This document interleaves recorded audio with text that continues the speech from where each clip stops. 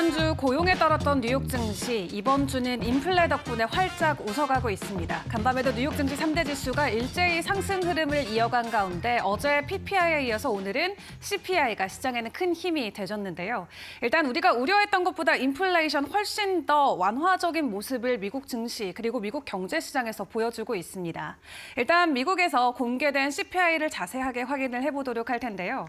일단 지난 12월에 노동부 통계국에 따르면 소비자 물가지수가 한 달 동안 0.4% 상승에 그친 것으로 확인이 됐습니다.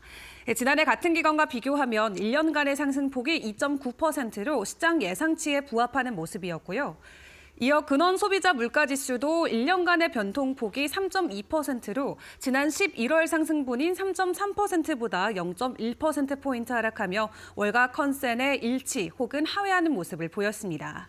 조금 더 자세한 내용을 확인을 해보도록 할 텐데요. 그 안에서도 에너지 비용이 한 달 사이 2.6% 상승한 게 확인이 됐습니다. 전체적으로 하향세가 이어지고 있는 가운데 식품과 에너지를 제외한 다른 상품들의 물가도 상승폭이 줄어든 것으로 체크가 됐죠.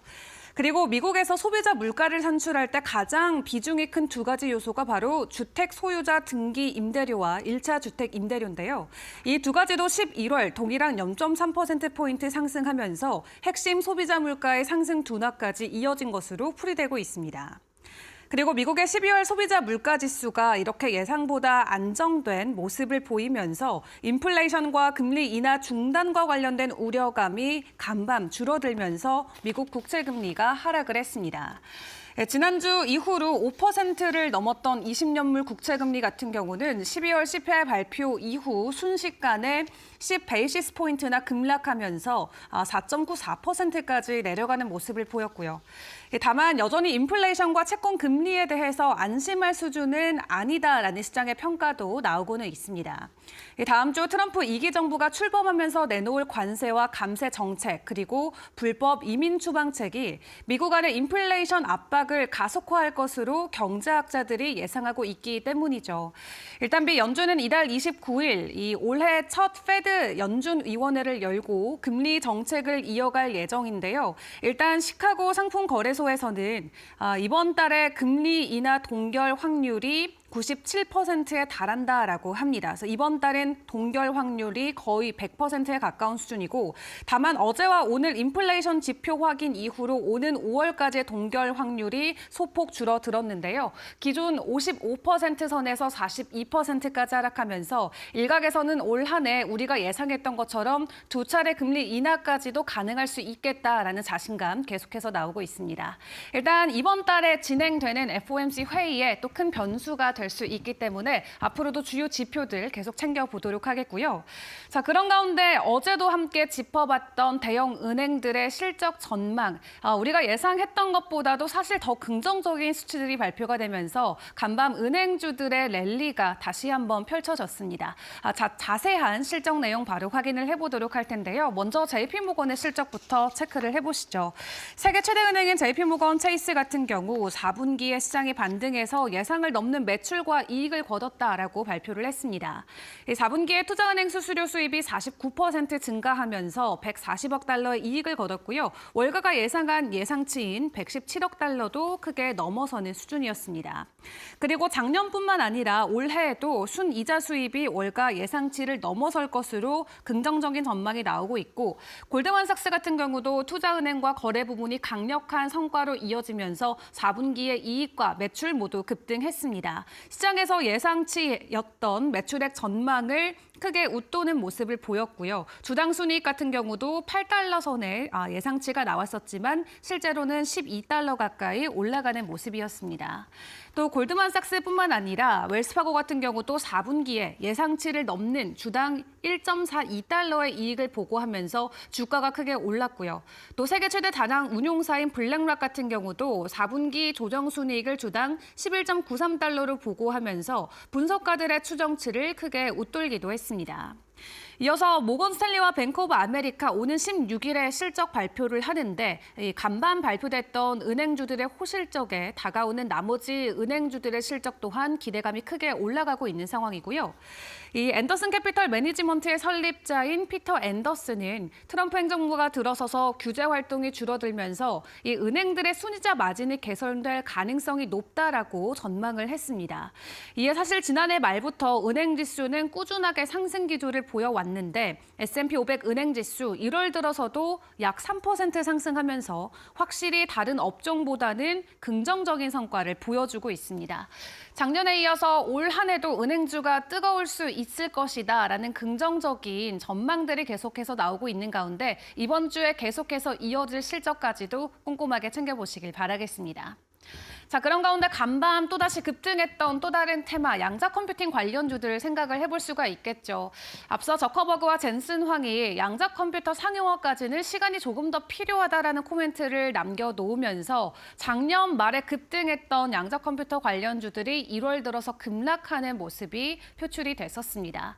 다만 마이크로소프트가 내놓은 이 발언으로 다시 한번 관련주들이 간밤 30%가 넘는 급등 랠리를 보여줬는데요. 이 마이크로소프트가 블로그에 게재한 게시글을 확인을 해보시면 이제 양자 컴퓨터 올 한 해는 우리가 준비를 해야 되는 시기다라는 내용의 글이 올라와 있습니다. 양자 기술에 대비하는 해라고 선언을 하고 기업 교육 프로그램을 마이크로소프트가 공개를 했는데 이 프로그램은 기업 리더들이 이 기술을 익히는 데 도움이 되는 워크숍과 업계별 포럼을 제공하고요. 마이크로소프트는 또 향후 1년간 양자 연구와 개발 속도가 가속화될 것으로 예상한다고 밝혔습니다. 게시물에는 마이크로소프트가 우리는 신뢰할 수 있는 양자 컴퓨팅 시대의 도래의 와중에 있다라고 적었고요. 또 양자 컴퓨터가 의미 있는 문제를 해결하고 새로운 사업적 가치를 포착하는 것을 보기 직전이다라는 언급도 내놨습니다. 다만 시장에서는 여전히 양자 컴퓨팅과 관련돼서는 수익성을 내기까지 오랜 시간이 걸릴 것으로 예상이 되기 때문에 투자에는 주의해야 된다라는 지적이 많은 상황인데요. 대부분의 양자 컴퓨터 회사들은 현재 현금을 태우고 있고 매출이 거의 없는 상황으로 확인이 가능하죠. 블룸버그가 수집한 데이터에 따르면 상대적으로 큰 회사인 아이온큐 같은 경우는 올해 매출이 8,300만 달러에 될 것으로 보여지지만 손실 같은 경우는 1억 8,900만 달러가 넘어설 것으로 예상이 되면서 실적에 대한 우려감은 계속해서 커지고 있고요. 또 리게티는 작년 매출이 전년 대비 감소한 1,120만 달러에 그칠 것이다라는 전망도 함께 나왔습니다.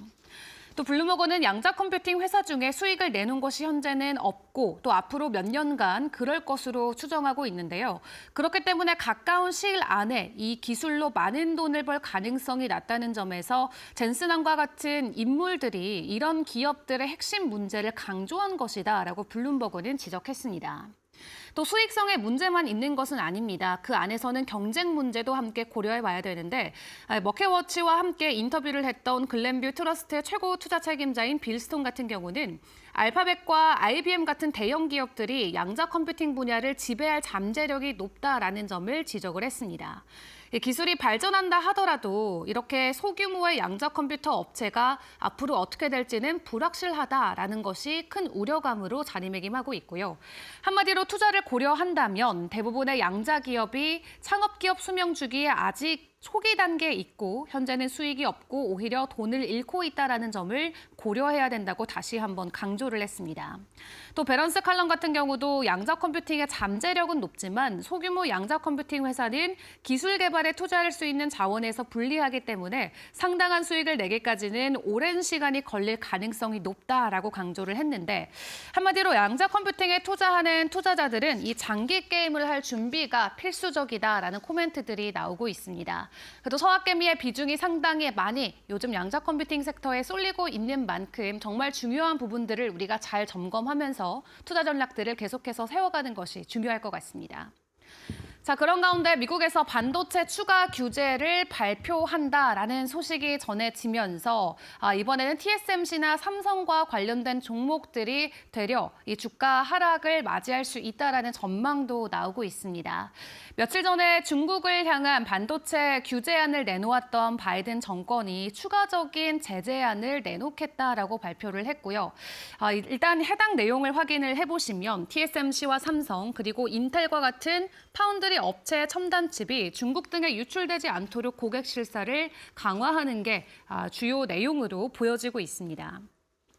미국은 화웨이 등과 같은 중국 기업들이 제재를 우회해서 첨단 반도체를 확보하는 길을 차단하려고 하고 있는데 이번 규제 초안을 확인을 해보면 14나노미터나 16나노미터 이하의 반도체 관련 또 별도의 세계적 통제에 따라서 제한을 받고 이를 중국 등에 팔려면 정부의 허가가 필요하다라는 내용이 포함이 돼 있는데요.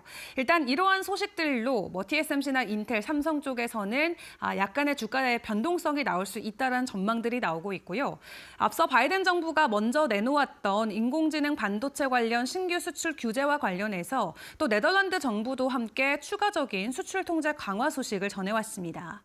이 ASML이 반도체 관련 장비를 수출할 때 네덜란드 정부의 허가를 신청하도록 수출 통제를 강화하기로 했다라고 하는데 이는 미국이 중국의 고성능 반도체 개발을 막기 위해서 12월에 발표한 반도체 장비 수출 규제 관련 조치에 따른 것으로 보인다라는 풀입니다. 일단 네덜란드 쪽에 반도체 장비 수출 통제 관련 이슈는 오는 4월 1일부터 발효될 것으로 보여지고 있고요. 이외에 추가적인 새로운 규칙에 따른 영향은 없을 것이다라고 ASML 대변인은 소식을 전해오기도 했습니다. 반도체를 놓고 여러 국가에서 계속해서 나오고 있는 이 통제와 수출 관련된 이슈들 시장 안에서 주가의 변동성은 어떻게 흘러갈지 계속 지켜보시고요. 그리고 간밤 비트코인의 가격이 다시 한번 뉴욕 시간 기준으로 10만 달러 터치를 했습니다. 어제와 오늘 함께 확인했던 인플레이션 지표가 비트코인 가격에는 상승에 큰 힘이 되어졌고요. 현재는 전일 대비 3% 상승한 99,700달러 선을 지나가고 있습니다. 일단 인플레이션에 대한 압력 때문에 위험 자산으로 분류되는 비트코인도 그동안 큰 압박을 받아오고 있는 와중에서 인플레이션에 대한 우려감이 한 차례 식어가면서 트럼프 취임 전까지 다시 한번 정고점을 돌파해 줄 수 있을지에 대한 기대감까지 간밤 불거지기도 했는데요. 이대로 쭉 10만 달러를 다시 한번 돌파하고 직전 고점인 10만 8천 달러 이상까지 주가 되돌림이 나올 수 있을지 같이 시장 상황 면밀하게 주시해 보시면 좋을 것 같습니다. 지금까지 간밤 있었던 주요 외신 헤드라인 함께 확인해 본 머스노 5 시간이었습니다.